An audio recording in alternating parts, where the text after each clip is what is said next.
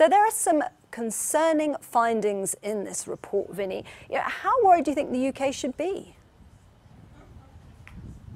Good morning, Isabel. Well, as you say, tomorrow marks the 6-month mark until the UK will Brexit after 45 years of EU membership. And we know from the negotiations in Brussels that about 80% of the deal is now done. But it's this final 20% that is proving so difficult. And after Salzburg last week, businesses are evidently worried. This has been described in the past as Project Fear, but now that we're in the final furlongs of Brexit, I think it's hard to dismiss some of these concerns. Now, some prominent business leaders, like the bosses of BMW and Jaguar Land Rover, people that are big manufacturers in this country that rely on complicated supply chains, have sounded real warnings, and they have confronted the Prime Minister privately and at industry events about what exactly is going on. Other business leaders, like the boss of Next, have said it won't be as bad as people expect. The boss of Wetherspoons, the pub chain, also saying that this has been overblown. But the British Chamber of Commerce has now conducted one of the biggest surveys of business intention. And as you mentioned there, they found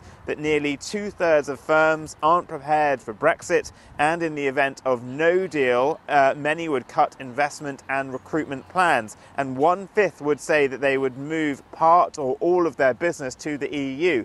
That would obviously have severe implications for the economy, something the Bank of England Governor Mark Carney has warned about through the summer, saying no deal must be avoided at all costs because it could lead to a falling pound, a rise in interest rates and higher unemployment. So these business warnings now coming in more rapidly, trying to put pressure on the government to try to sort out their deal. And Vinny, just briefly now, the Conservative Party conference kicks off this weekend. We can only expect that Brexit, especially with news like this, is just going to dominate the agenda.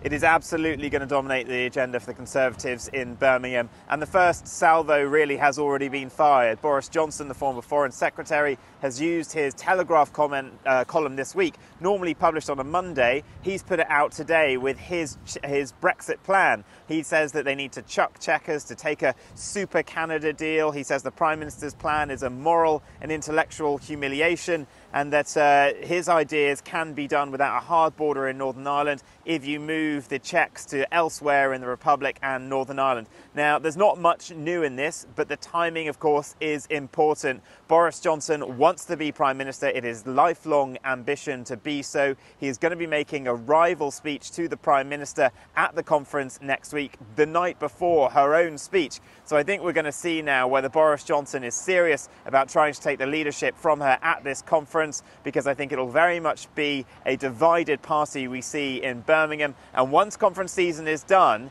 if they do not feel that the Prime Minister has confirmed to them that she thinks she can get her plan through with other EU leaders, then I think we'll see significant moves against her back here at Parliament by her MPs.